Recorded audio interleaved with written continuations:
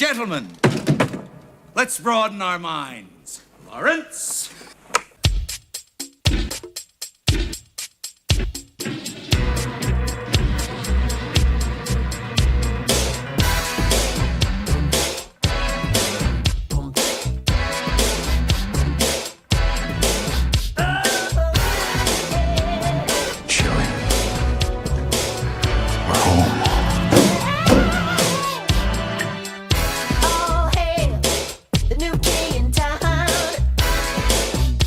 Hello, and welcome back to the spoilerCast, the show where we talk about movies and we don't care about spoiling them, and we're back! Yeah! Finally! Yeah! We're back! It's 2026, baby! We're going to talk about a bunch of movies and stuff. Movies. Like 99.9% of the time. But whatever. 95 maybe, considering last year. Sure, yeah, sure. For anyone who's new here, my name is Tobias, and with me, as always, is my sister and trusted co-host, Rebecca. Hello. Hello. And in today's episode, we're going to talk about a movie from last year. Yeah. That I think has a worldwide release this year, though. Like early this yeyear. Tomorrow, as I'm recording this, I think. Either way, we got it late last year, and we just saw it, and it's one of those. It's a catch up season. We got to catch up on all the best movies of last year that nobody watched. So, we can fill out our top 10 lists, and if we have time in this episode, or maybe we'll do it in our Patreon/members episode. Check us out on patreon.com/don'tmakescene, or click the members button if you're on YouTube. We'll do a revised top 10 list, because I have added some stuff to my list. Oh dear. Yeah. But yeah, the movie we're talking about today is Park Chan Wook's No Other Choice. Yes, based on the. Yeah, I was trying to see if I could pronounce it in Korean, but no. I won't be able to do that. You speak a little Chinese, don't you? I know a few words, but I don't know how to say it when there's a double J in the pronunciation. No, I don't know either. Based on the book The Axe by Donald E. Westlake, but written by Park Chan Wook, Lee Kyung-mi, Don McKellar, and Jay Healy, directed by Park Chan Wook. No Other Choice is a story of a man being unemployed for several years, and now he devises a unique plan to secure a new job, eliminate his competition, like literally. Yeah. Literally.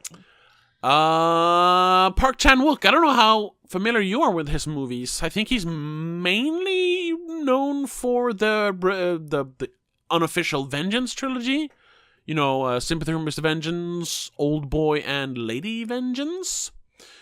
But of course, he's made movies like The Handmaiden, Thirst, and more recently, I suppose, he made Decision to Leave. One of those movies I really want to see that. And then I never did, and I still haven't. Hey, another thing for Patreon, maybe. Yeah. Wait, as a producer or as a director? As a director. I mean, he produces, but most people know him as a director. Like, I recognize some of the names, but I don't think I've seen much of his movies. No. I've seen Old Boy at least once. Sure, yeah. Probably not in like a one full sitting, but I have seen it. Yeah. I haven't seen. Like I know what Lady Vengeance is. I know what The Handmaiden is, but I've never actually seen them. No. The Handmaiden was one of those movies also that I really wanted to see, and then I started watching it and realized that it was 2.5 years long. I was like, I don't know, and then I never finished it. But I have seen I'm a Cyborg, but that's okay. I have seen the Vengeance trilogy, very good movies. One of my all-time favorite movies is one of his few English-speaking movies. Stoker came out over 10 years now. Really, really good creepy thriller movie with some psychosexual tendencies, which tend to be my thing. And it also stars Mia Wasikowska and Nicole Kidman. So come on. Also tend to be your thing. Yes. But we're not talking about that today. We're talking about No Other Choice, his latest movie. Yes. And before we get into all this stuff, I just want to hear, because this is one of those movies I really wanted to watch. Mm-hmm. And I don't know about you. You hadn't mentioned it? No, I don't think I'd seen anything about it really, except for the poster on the theater app. Really, Yeah. so I didn't know what it was about or anything. So I knew it was a Korean movie. Yeah. That's about it. So now, having seen it, what did you think of No Other Choice? The first half is kind of boring. The second half is pretty exciting. Okay. That's like the simple way to say it. Yeah, I think that's a very like general description. I wouldn't say the first half, maybe the first First hour. Okay, sure. For me, at least. Okay. It started getting a little bit interesting around like the 45-minute mark. I was like, get to it. Really start now, please. And then they start chasing each other. Yes. Yeah. But in general, or like... But in general, no, I kind of liked it. It has some things that I absolutely despise, with teeth being involved. Oh, sure. Yeah. Well, yeah. More personal and level. Yes, and I cannot really sympathize with the character because this just seems so beyond any reason what he chooses to do. Well, as I wrote on Letterboxd, as an unemployed person myself, I can sympathize. You have had more or less the same job since you graduated high school, so I've had the same job now. This summer it'll be 10 years. Yeah. So yeah. I can't sympathize. No, you can't really. However, I might in a year or so. Who knows? Yeah. There's changes going on. Yeah. Well, it's kind of what this movie is about, you know. Yeah. Yes. Yeah. It's a very similar situation to your company being bought up by a big American company. Yeah. Or big English, whatever. Being bought up or having been bought up. Yeah. And changes being made. Structural changes within the company. But overall, I kind of liked it. It was a bit long. Yeah. And as always, when it's a foreign language movie in a language you definitely don't understand, it takes a lot of brain power to follow along what's happening. Well, we have different experiences there with this movie, which we'll talk about a little later. But I didn't find it hard to follow along. Just, say. I'm easily distracted, and we'll keep it at that. We'll keep it at that for now, yeah. Yes. I, however... but yeah, overall, it's pretty good. What did you think? I loved it. I think it's one of the best movies of, 2025, though. I thought it was, except for, a little slow. Not to the degree where it's boring, but... It's a little slow in the beginning, especially when you know what the premise is, because they really set it on. Oh, I need to get this job, and there's 4 other people in front of me, so I just have to kill them to get the job. And it's like, yeah, okay, and then it takes 45 minutes for him to start actually putting those plans, into action. It's like, yeah. But I think that the 45 minutes leading up to that are interesting. And definitely interesting in setting up the characters, setting up the situation. Sure. And setting the stage for what is the main plot of the movie, the main drive of the movie. No, I thoroughly enjoyed it. It's a spoiler, I guess, not for the movie, but for my new revised top 10 list. It's at number 5.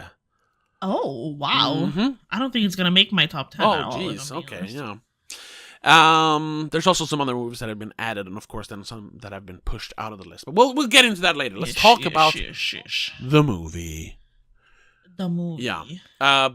Biggest thing to really like stand out, I think, is the cinematography. Holy shit! Oh yes, that was very good, very interesting. Some very interesting choices at some points. Yeah. With the like image stuff. Yeah. I was gonna say cinematography and editing in that case. Yeah. And even though, like I said, the first part was a little slow, I think the pacing overall is great, because when it gets going, it really gets fucking going, I think. Yeah. Once it gets going, yes. But before that, no. No, I just I don't want to. I don't want to do the thing where I compare, just because they're both Korean directors, whatever. But I guess I don't know if that's racist or whatever. But like, might be, or I guess prejudiced, whatever. But we compare American directors all the time, so I don't know. True. And there are some similarities between this and the movie that I didn't really think would, but it has kind of stood the test of time with people. Because people are still talking about it. Parasite, Yeah. which everyone fucking loved, and I thought was okay. We have a long episode on that if you really want to hear the details. yeah. Check it out. For me, like doing in terms of Korean social satire with a violent edge to it, this is so much better. So much better than Parasite, and still, but still, because it's moving in the same areas of social commentary. The whole, sure. But it's not as on the nose with its commentary, even though some of it is very on the nose. It's not literally like, oh, the poor people live in the basement and the rich people they live up top where they can see the sun, and then but. They have a dark secret inside them, which is literally in their hidden basement. That movie's so dumb. People keep calling it clever. It's so dumb. This movie is clever. It's not dumb. It's just very simple which is not clever. It's simple. Yeah. This is what Parasite should have been for me. Shining a light on societal changes in societal structures and the people that fall into the cracks. And what's his name? Lee Byung-hoo, who plays Man-soo, who is the man who is looking for a job in the movie. The main man, the main guy, the main character. Yeah. Him, not. We don't have to actually see him like struggle and live on the street. He's like a regular guy. Honestly, he's kind of a well-off guy in the beginning. He has he has a great house. He has the perfect house, the house he grew up in. He has bought back. He has a great family. His wife doesn't have to work. Yeah, loving children, loving wife. His life is perfect, but then it's all ripped away from him when he gets let go is what they call it nowadays, or axed as they say in America. In America, yeah. And the difference in culture there, where if you let go in America, you just lose your job, but in Korea, you're literally cutting our heads off. Yeah. So that's what as they say in the movie. And then he is not unemployed, but he's working like a menial, like labor intensive job for like 13 months. He works at the same company, but in the factory, in the warehouse. Yeah, he works for a paper manufacturing company, which I think is also kind of funny. He was a manager for a paper manufacturing company. Yeah, and then he has to kind of struggle out by working in the warehouse for the same company, but he's trying to find a new job as a manager. I think that's where I got a little bit confused. I didn't realize like how long time actually passed. Yeah. No, they and how much he like, because to me it was like, oh, they're struggling so fast. Yeah. This bad? Like, where are all their money? Well, the transition is a little muddled because there's this time frame of 3 months. He has 3 months until he's actually fired, and then after that it's 3 months until they actually lose the house. Right. But so then it says after he's actually fired, it jumps to 3 months, and they're about to sell the house. But then it also quickly, I don't know exactly how that works, or maybe no, losing the house comes later. That's why it first says 3 months, and then the title on screen changes from 3 to 13 months. That shit, another year went by, right. And he still doesn't have a good job again, so they're struggling. A job that pays as much as they're used to. Yeah. So instead of them just being destitute from the beginning, we see them start to struggle, so we can follow along in their journey. I think that makes it much easier to sympathize with the character, I think, than if they're just Sure. if they're just dirtbags to begin with. Sure, they're poor, so they have to make do, and have to cut corners and stuff. But the poor family in Parasite, they're parasites. Yeah. They're disgusting. In this case, we get to see a well-off family slowly lose their comfortabilities. Yeah. And how you can... And their normal life, so to Yeah, speak, and try to cope with that and hide it even. And how desperation sets in to the point where you're like, yeah, if I just kill these 3 people, I get the job. And then I also think that Park Chan Wook has a more... As a director, has a more like... He has a more like... It's a weird way to explain it, but musical quality to his directing. It's obviously very... Elaborate. Yeah, I'm trying. Once again, I'm drawing comparisons to Parasite. I shouldn't do that all the time, but do you have other Korean movies to compare to? well, when it comes to social commentary, social satire, not really. No, not really. Because Parasite is the big one. You haven't seen that. No, many, no. probably. Like I've seen a lot of Korean action movies and horror movies, but not a lot of social Not the satire same stuff. thing. No, exactly. It's this one, and the other big one is Parasite. So there's going to be more comparisons. I'm sorry. It's fine. Where Parasite and what's his name? Shit. Bong Joon-ho. Bong Joon-ho. Thank you. He has a very detailed, and he's a very meticulous director, but his style is very rigid. Square. Yeah, rigid. Yeah. Which works well for stuff like Parasite, because all the hard angles in the kind of sort of post-brutalist. This one is more flowing and natural almost. Yeah, and they adding all those strange, extreme close-ups that turn around people and following glasses and papers, all this stuff. It adds this almost surreal quality, which adds to the surrealism of the situation. And makes it all feel much more alive than most Bong Joon-ho's movies. Because I'm not not just speaking of Parasite, his directing in general, I am not a fan of. We've talked about that when talking about Snowpiercer as well. And in that conversation, we talked about stuff like Okja and The Host. I think we talked about Mickey 17. We talked about Mickey 17 yes. as well. Same thing there. Yes. This one is so it feels more musical, more organic, if you know what I mean. Mm-hmm. Yeah, they have very different styles of directing, and it shows very clearly in their movies. Yeah. This is a more almost softer, rounder, flowy style. Yeah. And it just a little bit more organic, a little bit more natural. Yeah. And the musical quality, I think, it comes in more with the editing, maybe, because there's a lot of great music in this movie. Sure, both score for the movie, but also needle drops. Jumping ahead a little bit, the scene in the music room at the guy's house, whatever his name is. Which one of them? Oh, the Bomo? first guy. Yeah, exactly. Yeah. When they're in his music room where he listens to his music and they turn up the volume. His vinyls? Yeah. Holy shit. Yeah.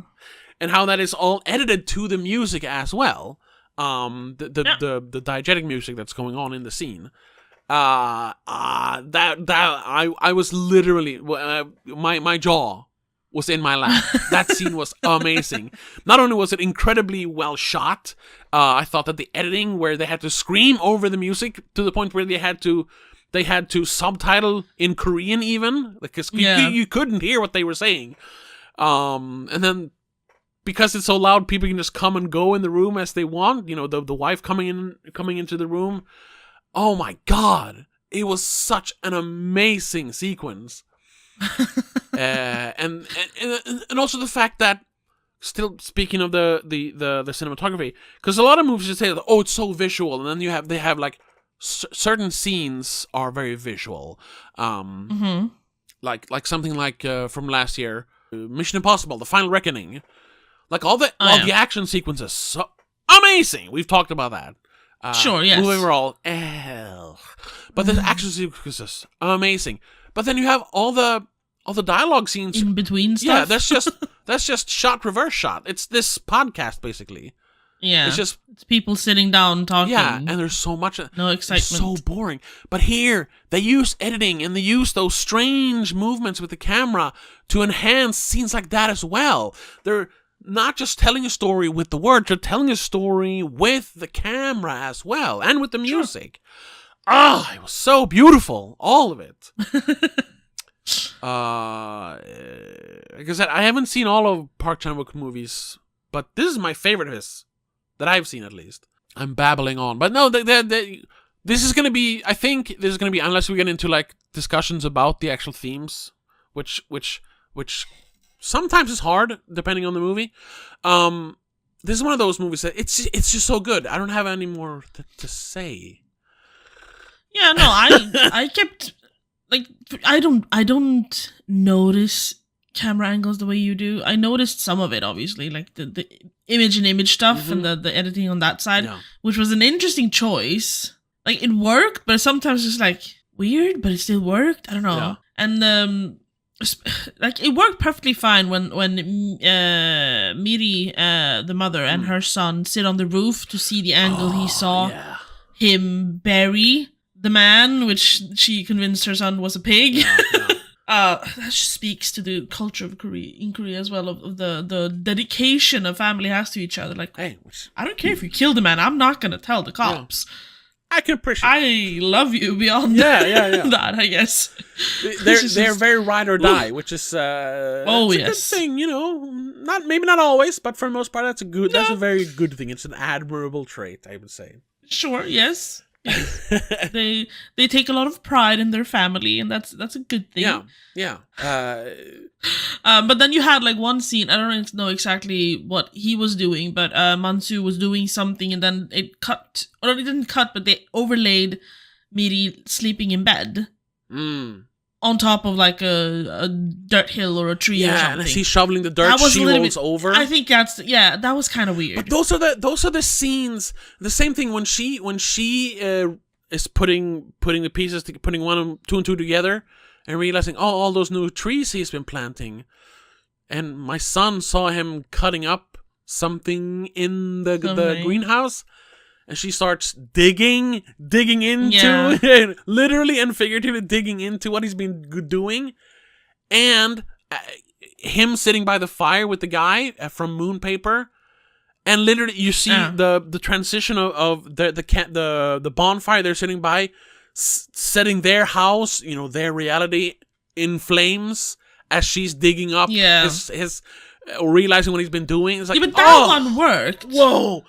But some of them were a bit more iffy for me. But I think it's the same thing with her, the one where she rolls over as he digs. It's kind of him, because there's I don't know. There's not really spoilers. Don't worry. There's not much to spoil. Like the premise is he's gonna kill people to get ahead in the competition to get a job. I guess the spoilers would be details on how he does it. But spoilers, he kills a couple of people. You even see it in the trailer, so whatever. Yeah. We're not spoiling too much. Don't worry. We'll when we start, if we're gonna start talking spoilers, we'll give a spoiler warning, as we always do. Yes. As he is shoveling that, because that's in the middle of the movie where it's really starting to tear them apart. Before she discovers it. And he has to be secretive about it, because she's thinking it might be something else. Yeah. So it's him like pushing her away with these dark acts. That's the way I saw it, at least, as a visual metaphor. Yeah, I guess. Yeah, that makes sense. Yeah, lots of stuff like that. I thought the writing was probably the best thing, though. Yeah, with the details in the writing of having the daughter be kind of special needs, but not super special needs. She's just a little bit... Yeah, she doesn't speak, really. But she's a genius. Yeah, she's a genius cello player. Yeah. But the mother is like, no, but she's just a kid. I just have to, keep extra track on her. I was waiting for the dad to say something in front of the daughter that would incriminate him that she would repeat, because she only repeats words. Yeah. People were saying. Which because she doesn't really talk much, he does kind of confide in her when she's really sad, because at one point they have to sell the dogs because they don't have stuff they need to, like, you know, Shitu and Ritu. Yeah. they put up when thing. he finally admits after the 3 months are up that, like, yeah, I don't have a job, so I mean, the wife finds the fucking note from the bank. It's like, so we're gonna have to cut corners. First one, less meat. Or it's no, when they're eating soups, but no meat. No, there's some meat in there. Poke around. I like that one. Dig a little deeper. Yeah. Second, we're canceling Netflix, and everyone's like, oh, no. I'm gonna watch one more show before you make me not have it. And then first I thought they were making a joke, because it's like, oh, and now to the real bad news. We don't have enough money to feed everyone in the family. I was like, less mouths to feed. First I was like, are they gonna, like, give the kids to their grandparents? And then I was like, or is she just trying to lighten the mood by saying, nah, I'm kidding, we're keeping you still. But then reality hits and, like, no, they're getting rid of the dogs. No, they're two pretty golden retrievers. Yeah, but they're still with the family. Which are named after the children, which I thought was funny. Yeah, they're still with the family. They're with the grandparents. Yeah. But yeah, the daughter. C1? Riwon, yeah. Riwon. Anyway, Riwon. she is throughout the movie crying in their kennels, and the second time towards the end, the dad is when like, he just drags her out. Yeah, it's like, don't cry, just one more. I just have to do one more. And it's like, so he's kind of confessing, close. But not really. Yeah. Yeah. And then the whole thing with I'm also glad that it didn't turn into, like, a crime movie. The cops would have been more of a main character. Yeah, I was worried that it was going to turn into, like, a crime thriller where he commits the murders in the first half, and then everything's fine until the cops start coming around. It's like, no, make it about, because it's not. It's a movie that is obviously rooted in reality. This is a horrible reality for a lot of people, especially nowadays. Yes. When the whole world is restructuring as we're entering the late stages of capitalism. So it is very realistic and real in that way, grounded in that way. But I never wanted it to become, like, super gritty real, like that. Which it does for a little while. But that's also, like, part of the metaphor that life gets dirty sometimes. Yeah. and yeah, like you said, you had a hard time. Maybe you could sympathize, but not empathize. You couldn't root for him. Yeah, I rooted for him. I mean, horrible choice to make, but as the title suggests, he literally had no other choice. There's so many people. That's a funny repeating thing in the movie as well. Everyone keeps saying, "Well, we had no other choice." We had to restructure. We had no other choice. Oh, we had to get rid of those workers. We had no other choice. He had to kill those people to get the job. He had no other choice. It's just such an extreme when it comes to finding a job. It is a very extreme, but that's where movie as a metaphor comes in, because that's where the fairy tale, figurative nature of the movie comes in. You shouldn't actually have to murder your competition to get a job. Ew. But I mean, as it is nowadays, it's it's a dog eat dog world. You got to kill to get ahead. Those kind of things, and that's what he literally does here. Yeah. No, I know. Like, I understand. It's just. It just when my logical brain, it goes above and beyond what is logical. Sure. But it's a movie, so I mean, it's supposed to be a little bit extreme, because you wouldn't go watch a movie that is just literally a man going on, like, LinkedIn to try and find a job. No, that's so boring. Yeah, that's my day-to-day life. That's no movie. No. Yeah. Instead, we add a little spice. We add a little intrigue. Yes. Make it a little bit more exciting. Yeah. We kill people. In very... Because that's what everyone wants to see. Very creative ways. Very, very morbid ways, Yeah. especially the last one. Jesus Christ. Oh God, yeah. That one, I had a hard time looking at that Yeah. one, if I'm being honest.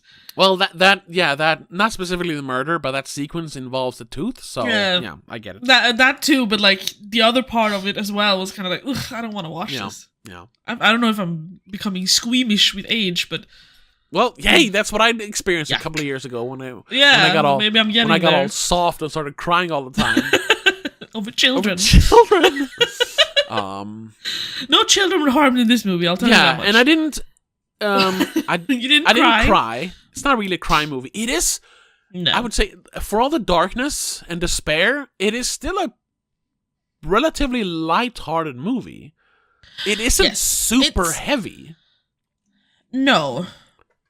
I think the tag dark comedy exactly. is pretty accurate. Yes, it's the comedy part that really helps to bring some levity to this very dark, heavy story. And part of that surrealism helps as well. Which is another genius choice by the director to not make what could have been a super dark movie as dark, but by using some comedy and some surrealism. Yeah. Another thing that Bong Joon-ho should learn from his movies are so dark. They always start up pretty light and then they go super dark in the end. But that's his style. I know. That's why I don't like him. There's two different kind of movie makers. You don't have to like. Sure, it. yeah. I'm gonna try to refrain from referencing to that movie again. But I mean, references have been made and will be made because we're talking about Korean social satire, and the big one is Parasite, and this is the next big one. So this movie, No Other Choice, has more of a Korean way to it than I'd say Parasite had, with the whole K-drama exaggeration, kind of satire, dark humor. That too. That kind of like extra little spice that Korea usually put into their media in general. Yes. Like with their like reality shows and variety shows, as they call them. They have this little the main character will trip, they will trip up, and there will be a silly moment where a random lady sucks venom out of his leg. Yeah. Like, which is obviously completely wrong. Yeah, which he learns later. But it will be super serious and super silly at the same time somehow. Yeah. And it's such an insert into what could have been like a very dark moment that just turns. It's like a comic relief all of a sudden. Yeah. And it's very, very typical for Korean media, I think. It feels more.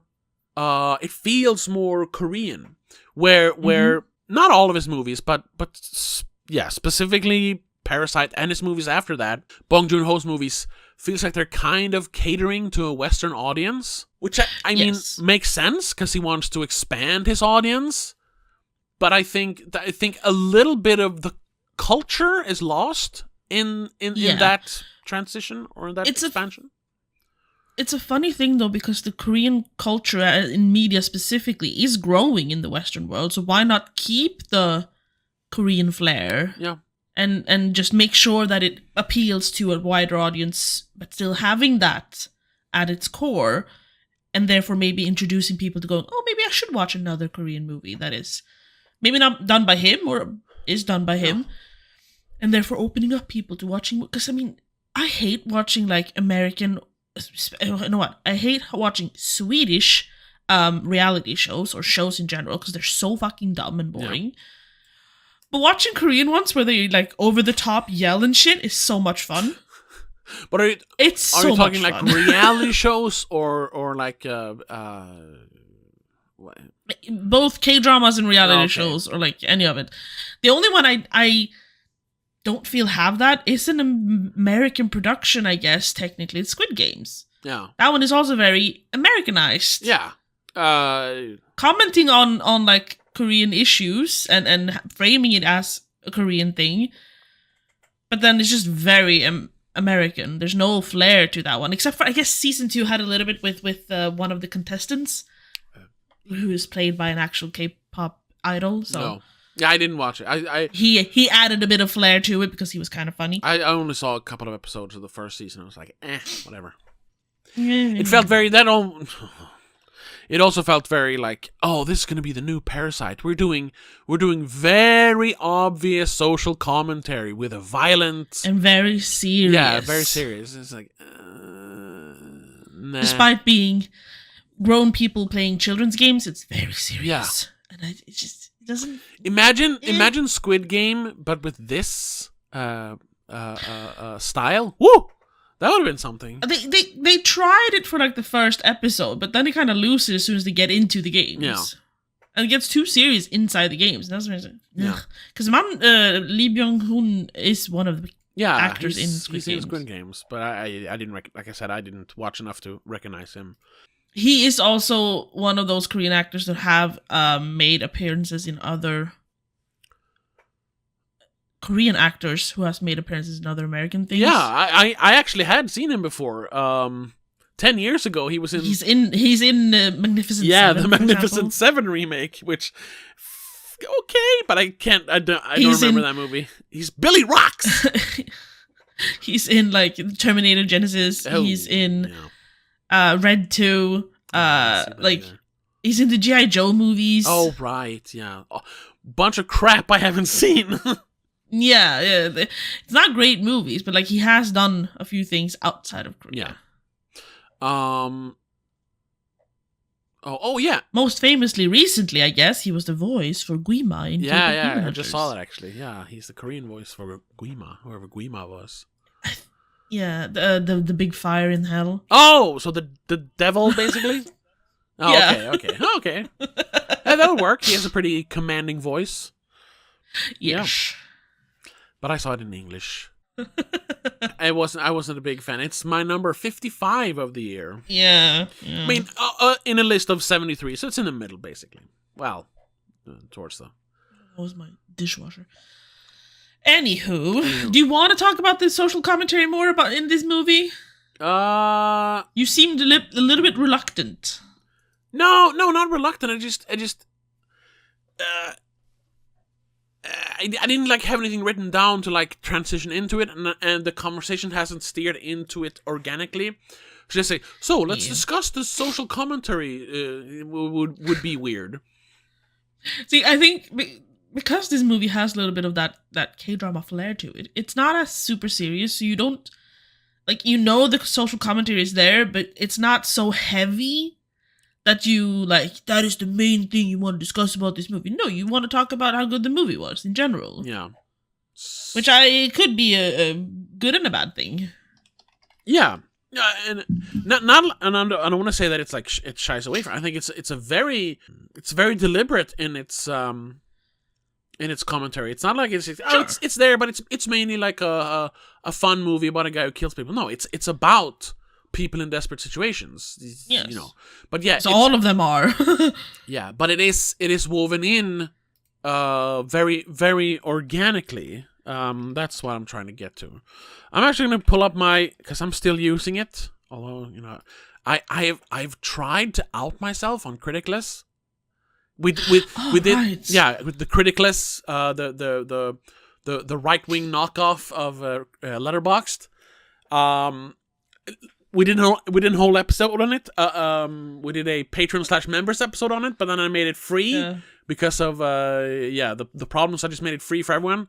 So I was just and I have been promoting our podcast on Criticless, almost hoping that someone would watch it there, but they haven't. We literally titled it a letterbox for morons, and yeah, man, I'm still there. People are liking my stuff, and I'm having conversations. I'll say that. It's much easier to have conversations there because there are actual forums instead of just comments on people's reviews. But anyway, true. Hold on, I think it's as much as I don't like their, the dials with how much violence, how much entertainment. It makes it easier. That's kind of silly. Yeah, when you don't really know what to say about the movie, those actually help you to like form your sentences better. So in a way, my review, because my review in Letterboxd is literally just a joke review. It's, as an unemployed man myself, I can certainly relate. Just don't tell the cops. Yeah. But my review on Criticless, if you take into account all my, because I make it a thing to always write in all of those things the political Oh, right, bias, yeah. the amount of violence and all that.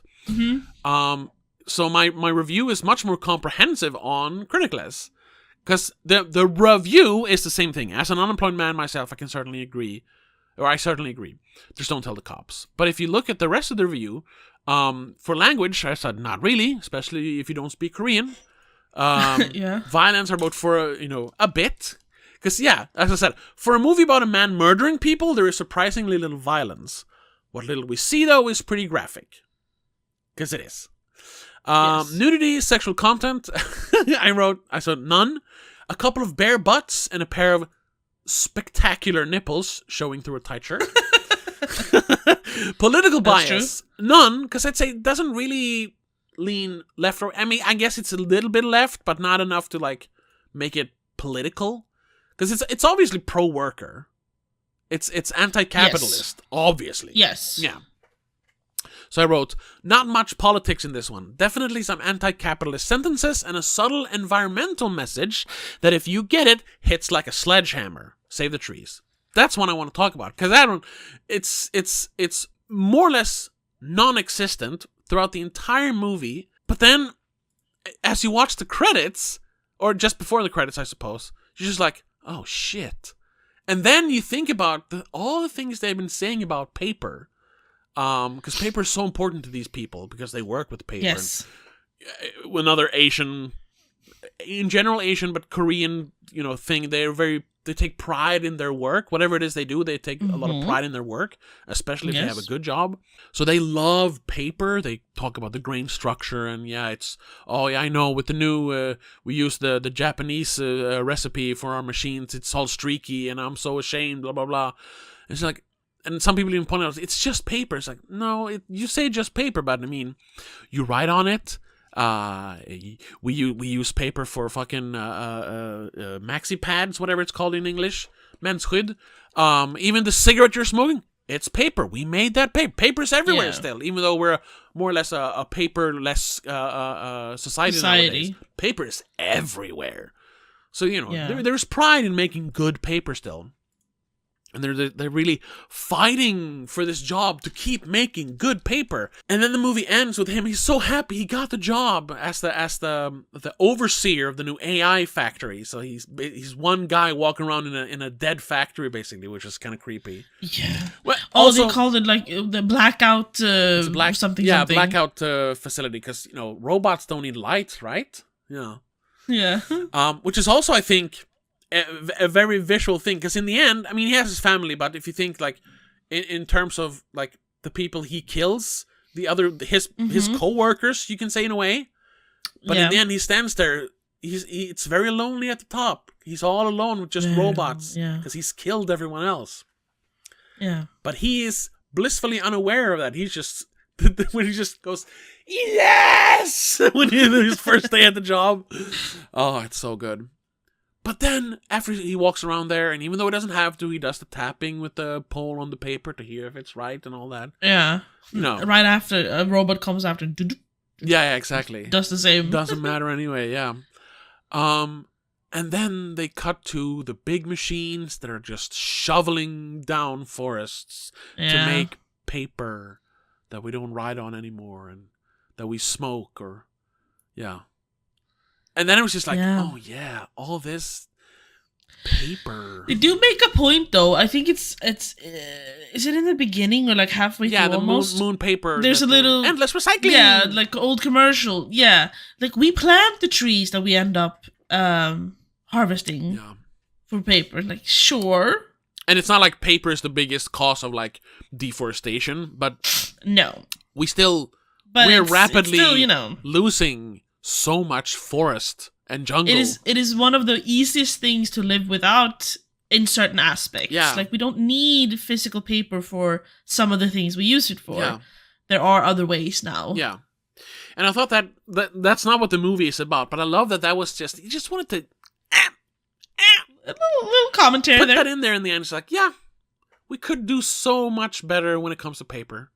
We're really fighting over paper. We're killing people over paper. Paper. Anyway, that was my So that because I hadn't thought of it either. Because it was just like, oh yeah, he works for paper, whatever. And there's just like, oh when you see all those machines in the forest in the end. Which I think was... I thought of it already when the first guy, Bummo, when he's like, oh, of course he's not gonna send me an email. We're a paper company. Yeah. He's gonna send me a letter. Yeah, It's like, those are the things that are gonna be much more like, ooh, this can be fun when you rewatch it, I think. yeah. All the little details about things actually being on paper all of a sudden. Yeah. The daughter drawing a lot on physical paper all throughout the movie. Yeah. Which turns out to be just like she's making music, which is really cool, but still. Yeah. That's all. Little tiny detail. Yeah. That's also why I think we are ultimately supposed to sympathize with him and like root for him, even though he's a murderer. Because in the end, not to excuse, like, well, he's doing it for his family. It's like, yeah, you had a job and you could have just lived as a family in an apartment. It's fine. Yeah, you could have just, downgraded your comfortabilities. Yeah, but that's the literal interpretation. The figurative is as honestly, this hardship has brought them together. Because in the end, because they talk about they never get to hear her play. They only hear her like practice like chords or whatever you do on cello. I don't know. Yeah, she just plays the same thing over and over and over again because she's just practicing her hand placement and the bowing, as they call it, the actual movement with the. But then when they finally move back into the house and everything seems to be working again, they actually hear her playing upstairs, and she's playing for the dogs when they come back. Yeah, but then the mom comes into the room. And in my head, at least, she knows that the mom is there, even though she doesn't acknowledge the mom. Yeah, but she keeps playing, even though she never plays in front of them otherwise. And she even smiles, which she hasn't done before that. She had been very autistic in the face. Stone face. Yeah, yeah. She probably is a little bit autistic. I think that's the thing. point. They just didn't say it, but yeah. No. So you don't want to talk about that stuff. Yeah, that's still a little bit taboo in there. Yeah. Which makes it then culture. a good thing that they bring it up, because I mean it's a thing. We do have more cases of autism nowadays, mainly because we have widened the spectrum, but there is also because of societal things. Microplastics. I don't know. Paper, micropaper. No, but so the movie ends. Yeah, happily. Spoilers for this. Whatever. It's the spoil. You know what? This is a new year. New format. We are the spoiler it's all gonna cast. Be spoilers from the front, from the beginning of the episode to the last. No more spoiler warnings. If you don't like this is the spoiler cast. Get out. Anyway, sorry, but yeah, it has a happy ending. It has a legitimately happy ending. Well, except for when they ended on the sour note with the shoveling of the forest. But still, you know what I mean. Sure. But like for the family, it has a happy ending. Yes. They get to go back to being the happy family we kind of see in the first shots. Of them when they have the eel barbecue, because the company likes your dad so much they sent us eel. The boy who is not Mansu's real child. No, he's adopted or something, like the mom got pregnant, had a kid before. Yeah, she was married before, but she divorced when he was 2, and that's when they met.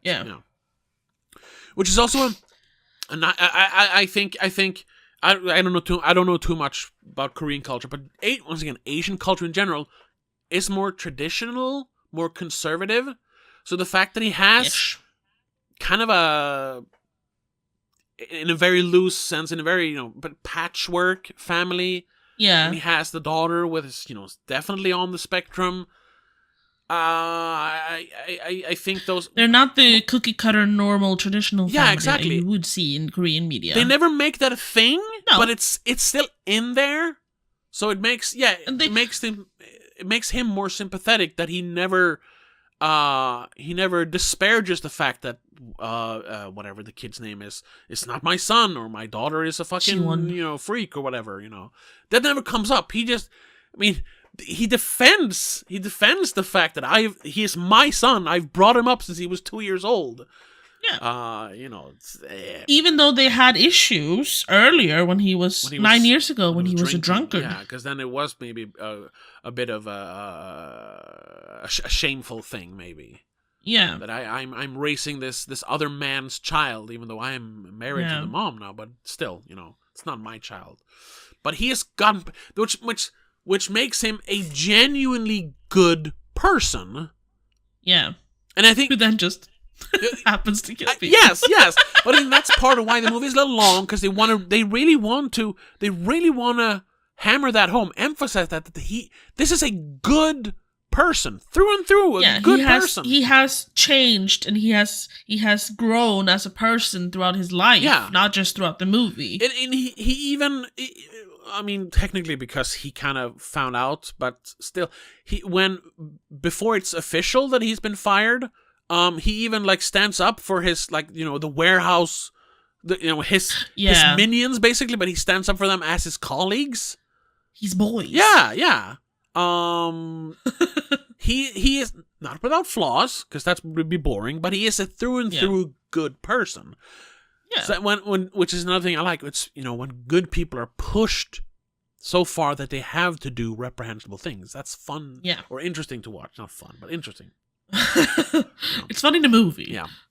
Anyway, just want to not fun in real life. To finish off my criticless review here, the on the family friendly scale, I said a no, because it's pretty dark. But my comment was yeah. Depends on your family, I guess. In a way, it's wholesome, but with a lot of darkness in there. Yeah. And then on the last one, entertainment value, I wrote a ton, because after a kind of slow first 20 minutes, the pacing is incredible. Mesmerizing cinematography and editing, coupled with some great performances. This is one of the best movies of the year, in parentheses 2025. That's what we talked about too. It's the hardest to talk about because of the language barrier. But I would say Lee Byung-hoo, great performance. Sung Hee-yin as Miri, the mom, as well, great performance. Not as big as Lee Byung-hoon's. No, because he has literally the most to do in the entire movie. Yeah, and then some of the more expressive ones, like Lee Sung-min, who plays Bomo, and his wife, played by Yom Ara. Yeah, very funny performances, very big performances. Yes. Everyone.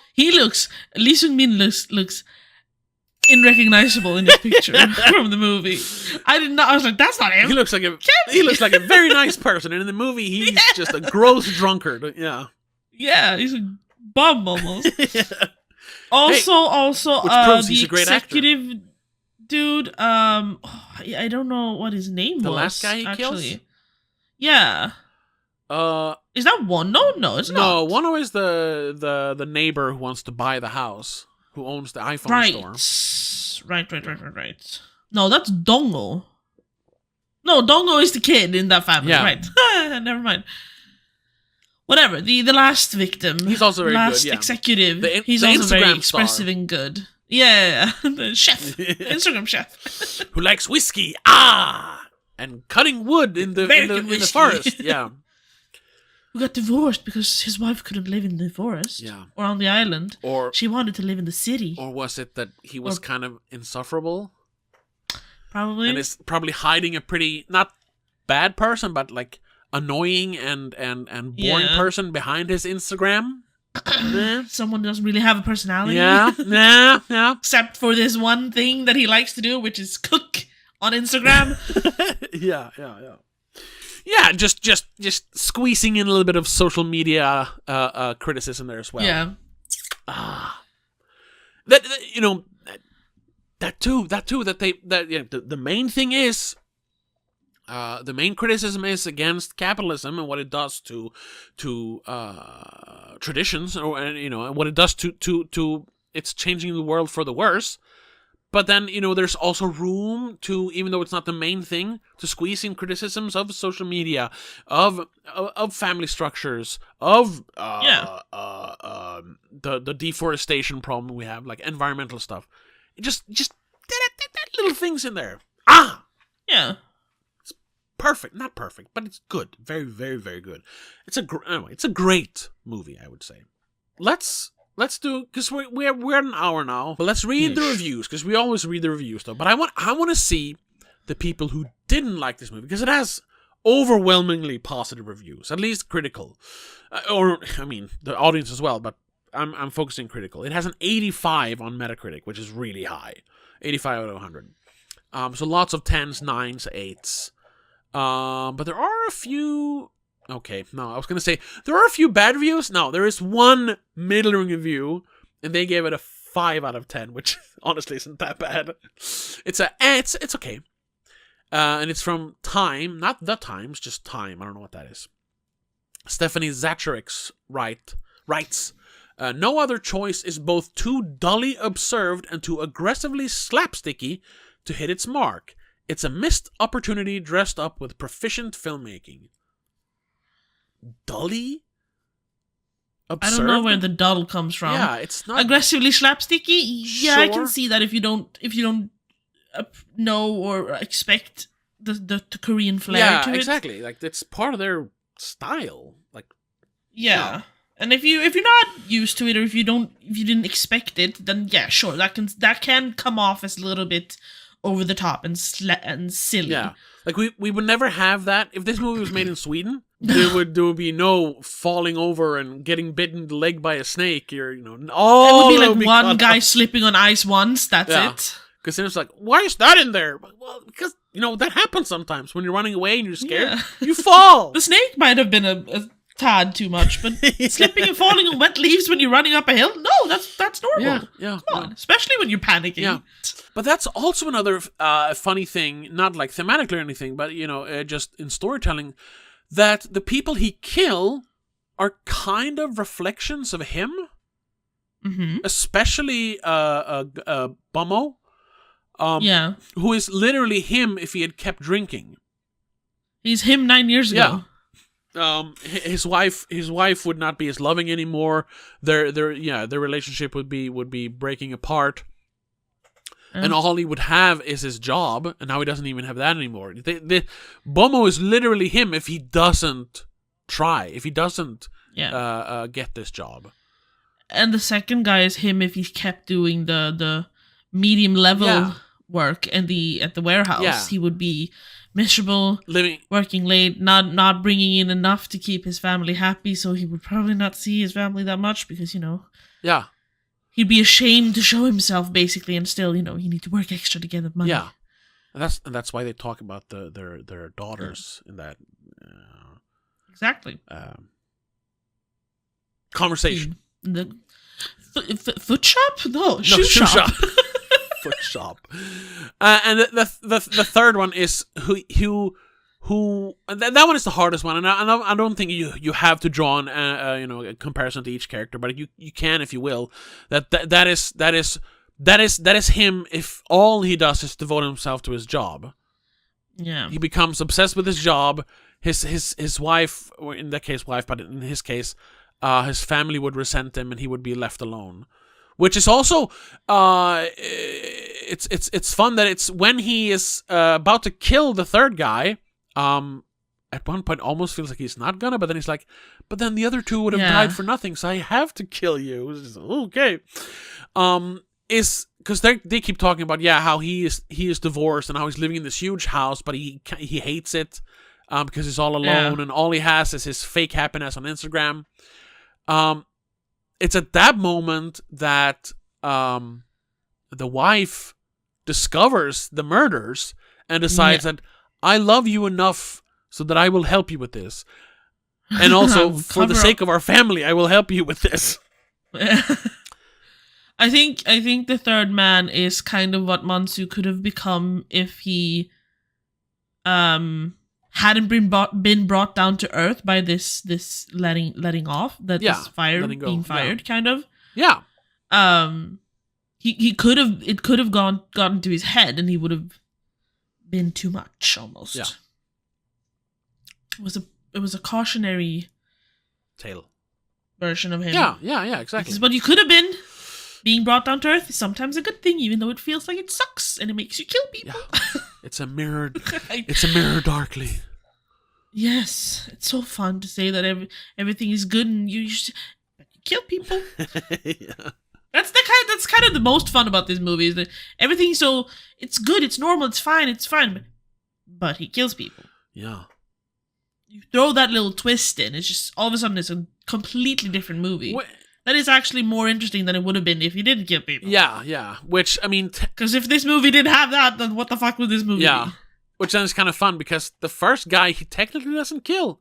His wife shoots him. That's true. Yeah. He does decide, like, just hurt me so I can't lift things and I won't be able to work anymore. Ooh, I'll shoot you in the shoulder. And I was like, oh, so is that going to be the thing now, that he doesn't kill them? He just wounds them. Or just gives up on the whole idea and tries something else, but no, then he kills the other ones. I like that as well, that you think it's going to be one thing, but then it turns, he doesn't kill them, but then he does, yeah. Because that's still like this glimmer of hope of him being actually decent person. Yeah, exactly. But then, nope. I'm scrolling through the user reviews on Letterboxd. Yeah. There's not a lot of just like, funny comment, haha, 5 stars. There's actually, like, a lot of people are talking about the transition and fades. Yeah, because those are amazing. The what did they call them? The cross something. Whatever, I lost one. But then there's some who are just overanalyzing, I think. Yeah. I want to read, though, from Jake, man carrying thing, woman carrying man. Yeah. They didn't do an episode on this, I think. Because, his wife didn't watch it. Nadia didn't watch it. But he watched it. He writes, first ever Park Chan Wook movie. Oh, okay. Holy shit. The energy, the inventiveness. I'm in love. I love Westlake's novel. Alright, because he mentioned that he likes the book from before. The Axe. But in many ways, this improves upon Westlake's thesis, or at least translates it brilliantly for the 2020s. Yeah, because the book is from... the 70s or the 90s or something? Okay, yeah. So it's a very different world, of course. Well, I mean, capitalism has always been problem. But yeah, it's the other parts are very different, yeah. I read somewhere that Park Chan Wook, like, as early as, like, I think he read the book in the 90s, and as early as 2009 wanted to adapt it. So, it's been a personal, like, passion project for him. It's fun to see that it actually became something good, because sometimes passion projects can become very, very weird. Oh, I just read a review that puts a different spin on the same thing with the whole killing your competition. Mm-hmm. What if, to increase your chances with your crush, you just eliminate the competition? Yeah. Now that's a different thing. Because companies don't care if you killed people to get there. No. People might. Yeah, and you say, I don't know if your crush will like it if you come up and say, like, so I killed off the other guys. Just, yeah, she'd be like, even though he doesn't admit to it, but like, oh, so you're a murderer. No, thank you. Yeah. Slowly, you're not even on the list slowly anymore. Moving out of the room. Thank you, bye. Yeah. Or, if they're really right, they say, that's very commendable. And then I mean, if they're of the same mindset, yeah. Exactly. Anyway. I think we can wrap it up there. Yes. Thank you so much for listening to our first episode of the year. Once again, if you want to support us, of course, subscribe on YouTube, give us a 5-star on Apple Podcast, wherever you're listening to this, give it a thumbs up or give it a follow, whatever. But on YouTube, subscribe. And if you want to get more stuff, we're going to, like we said in the end of last year, we're going to do a new format. So we are not going to have members episodes. What we are going to do, we're still going to have them as Patreon episodes. So they are going to be on Patreon every week. But we're going to do like a 15-20 minute sneak peek at the Patreon episode on YouTube every week. So we're going to do like 2 uploads, and this year I'm going to upload clips again, because it really helps. I haven't, but I will. But yeah, we're going to have 2 main uploads, which is the free episode and the Patreon sneak peek. No more members episode. To anyone who is a member, to our 1 member, Ancient Madness, sorry. Maybe we'll do something with that in the future, but we love your support. You can still be a member to be supported. Yeah, oh yeah. To support us. That's perfectly fine. Perfectly fine. But unfortunately, it won't give you extra stuff. No, the algorithm, even though it's a YouTube implementation, the algorithm hates members only episodes. That much I've figured out. So I think it works if you're already big enough. yes, That's I think that's the thing. We're not big No. enough for that. So no more members episodes, Yeah. but there's still going to be exclusive episodes on Patreon and sneak peeks of those on YouTube. But that's it. Thank you once again for listening. Thank you for watching. We'll be back next week with a classic, I think. Oh, Because right, you're traveling, so we have to record a classic. We're going to do Oliver Stone's political epic, JFK. For some reason. Do not forget your fallen king! That's why. So that's it. Look forward to that. And our Patreon episode then where we're going to talk about Park Chan Wook movies, I think. We're going to pick a Park Chan Wook movie and talk about that. Yeah, probably. Yeah. And some more looking forward to 2026, I think. But yeah, that's it. And until next time, have a good one. Bye. Bye. The SpoilerCast is part of Please Don't Make a Scene. It is hosted by Tobias Vedén and Rebecca Vedén. Produced and directed by Tobias Vedén. Executive producer is Annika Vedén. I also want to give a shout out to our patrons over on patreon.com/don'tmakeascene. Matej Viki, Spencer Gravely, Jacob, CK85, Christopher Belén, Daniel Del Geiso, Mom and Mac, Mom, Dad, and Laura Kinney.